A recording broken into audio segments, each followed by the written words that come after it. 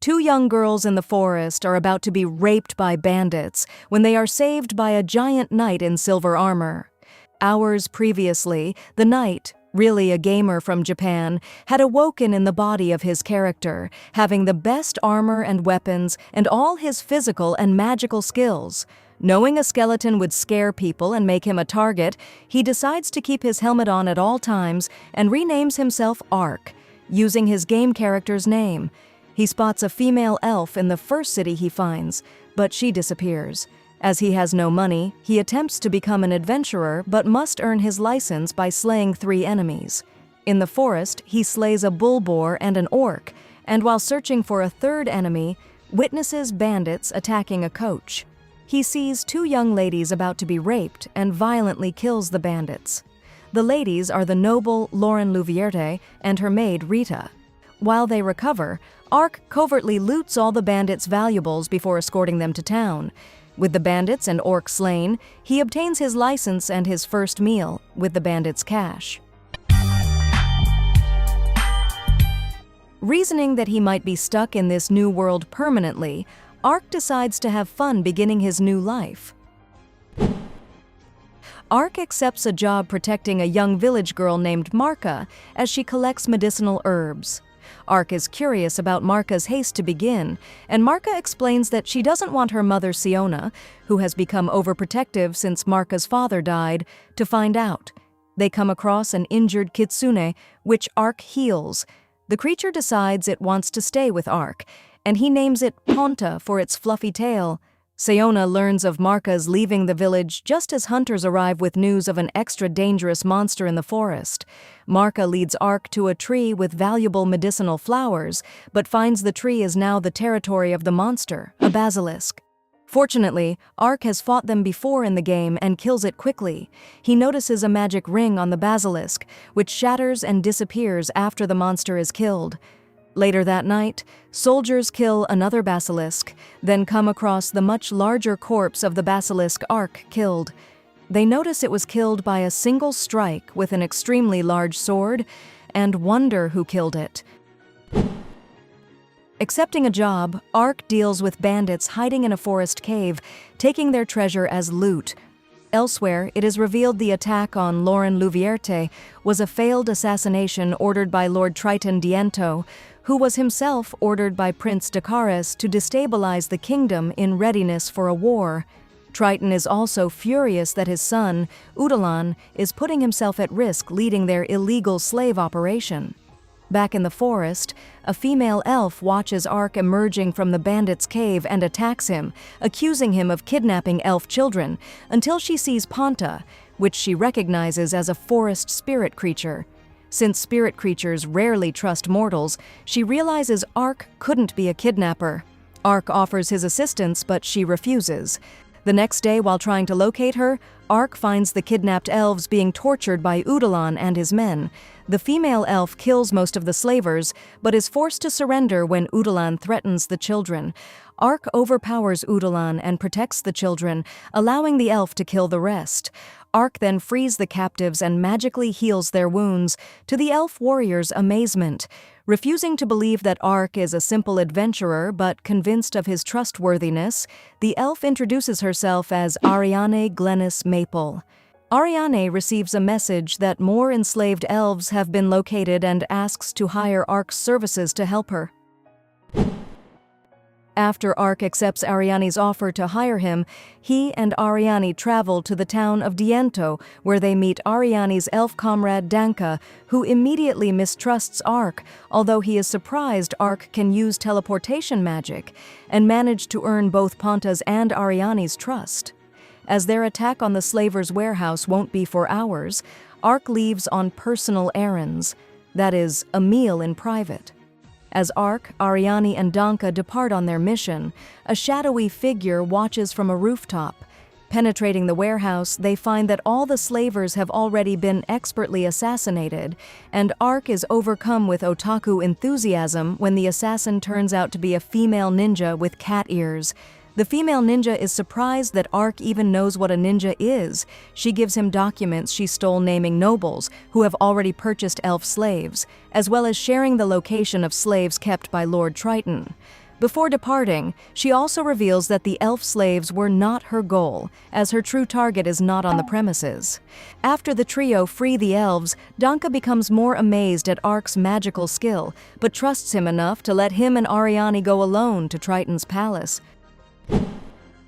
After their attempt to silently enter the castle goes somewhat awry, Ark and Ariane capture Triton and Udalin, and the two female elf slaves, whom Triton had been sexually molesting, take their revenge on Triton while Ark discovers a hidden treasure which he loots for himself, telling Ariane that his taking the gold is simply to prevent the slavers from using it to rebuild their organization. Explosions abruptly rock the palace, which Ark suspects was caused by the ninja. Ariane invites Ark to visit the Elflands so they can continue rescuing slaves, although they would need an Elder Elf's permission for Ark to enter their lands.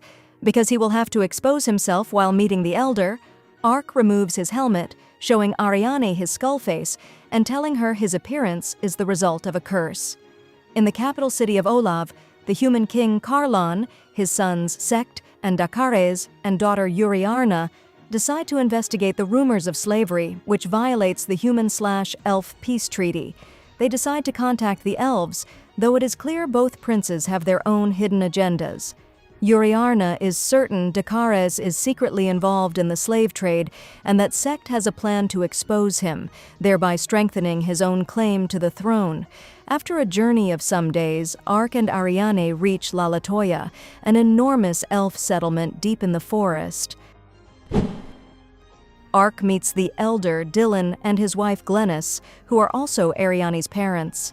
Dylan is grateful that the slaves were rescued, but worries that their attack on Triton's palace has proved problematic, and he and Ariane travel to the elven capital of Maple to inform his fellow elders. Back in La Latoya, Glennis spars with Ark to see if he is strong enough to keep Ariane safe, and Ark is beaten by Glennis multiple times, making him realize that high combat stats do not necessarily equal skill. The elders, unwilling to risk war, decide to continue rescuing slaves in secret.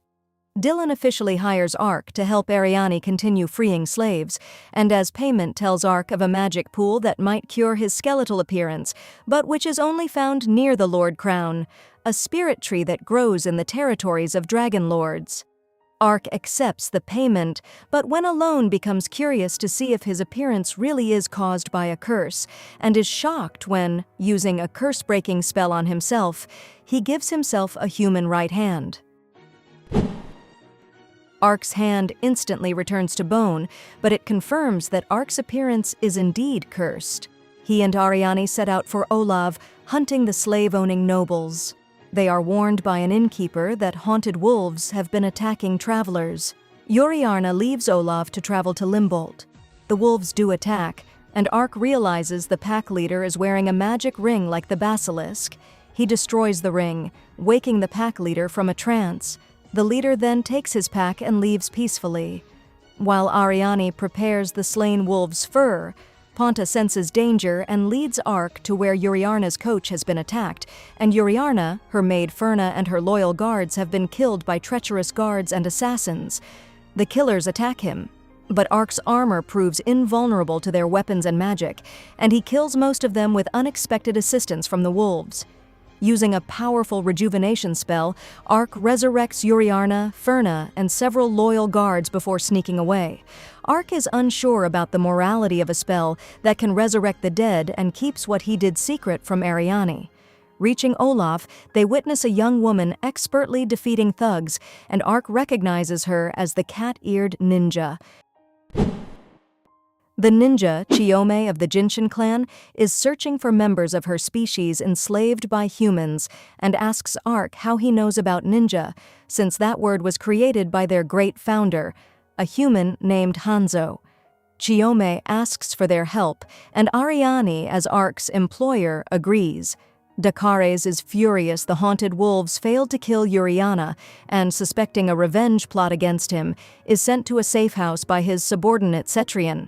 Chiome asks Ark and Ariane to attack Etsat slave market as obviously as possible, thereby distracting the city guards so that the ninja can infiltrate the other markets. Chiome introduces Gomen, a fellow ninja, to help.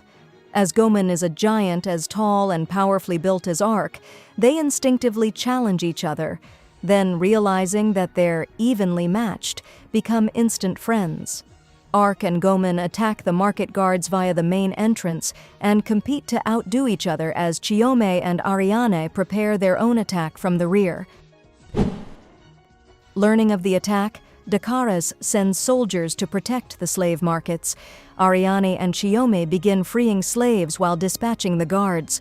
Gomen sends Ark to join up with Ariane and Chiome while he holds off arriving reinforcements. The Beast People are easily freed, but Ark, Ariane, and Chiome also find a cell full of dead slaves killed or left to die for being unsellable as too old, injured, or sick. Ark teleports the survivors to safety, then rejoins Gomen to massacre the soldiers and utterly destroy the market. Cetrion murders Dakares, revealing he was working for Sect all along. Since Uriarna has not been located, Sect frames the dead Dakares for Uriarna's apparent murder, leaving him sole heir to the throne of Roden. Uriarna arrives in Limbolt and learns from Seriarna of Dakar's death, realizing Sect probably plotted her murder as well, and decides to keep her survival a secret for the time being. Chiome reveals to Ariane that Dakares was working for the Holy Revlon Empire and sent them many elf slaves. In the capital city of the Holy Revlon Empire, Emperor Domitianus is impressed that Sect has eliminated both Dakares and Uriarna, but is more surprised someone destroyed the rings he had sent Dakares to that control the wolves and basilisks. In the desert beyond Roden, a sneering Fumba watches as worm-like monsters erupting from the sands capture and devour flying wyverns. After a rather electrifying encounter with a flock of wyverns, Ark and Ariane reach a village on the edge of the desert. Ark notices that Ariane is unusually nervous and learns that the slave trade in elves is legal in Revlon, so she is worried about traveling there. At the village tavern, an elf, Karsi Held, introduces himself and explains that he is able to coexist with the villagers and makes a living studying monsters. He asks for Ark's help in catching difficult monsters, offering a map of Revlon as payment. Ariane struggles with the idea of coexistence, and over a cask of wine that evening in their room, Ark unfortunately discovers that Ariane is both a lightweight and a bad drunk. The next morning, Ariane is furious to discover that her antics, while intoxicated, have caused the villagers to think that she and Ark had had sex all night. Karsi plans to capture a sandworm using goblin carcasses as bait, while Ariane is still trying to recover from her hangover plus travel motion sickness. Suddenly, they are attacked by a worm that has grown far larger than natural, and only Ark is strong enough to defeat it. Another ring is seen on the sandworm, but shatters and disappears after the worm's defeat. Karsi tells Ariane that he also once hated humans, but grew to care about them, and reveals that Lambert, a duchy in Roden, is governed by a human lord and his elven wife, and Ariane begins to become more optimistic. The worm's unnatural growth is revealed to be caused by Fumba, who has been feeding them and other monsters slaves and kidnapped villagers on behalf of Emperor Domitianus. Ark, Ariane, and Panta arrive at the border town of Kaisek. In order to find the captured elves, they separate, and Ark learns that strange cries have been heard late at night from a fortress to the east, and that people have been mysteriously disappearing. On his way to meet up with Ariane, Ark rescues a street girl from 3 kidnappers. The girl being pretty and clinging gratefully to Ark doesn't sit well with Ariane. The failed kidnappers, who were working for Fumba to collect food for his controlled monsters, are punished by being fed to his giant white tiger monster. Ariane has learned that captured elves had been brought to the fortress 4 months before and insists on investigating the fortress. Sneaking in and finding a secret passageway, they arrive at an underground chamber where they confront Fumba. Suddenly, Ariane attacks Ark, bewitched into believing she is training with her sister Even. Ark spots an imp hidden inside Ariane's cloak hood. Panta rips it out and Ark destroys it, freeing Ariane from its control.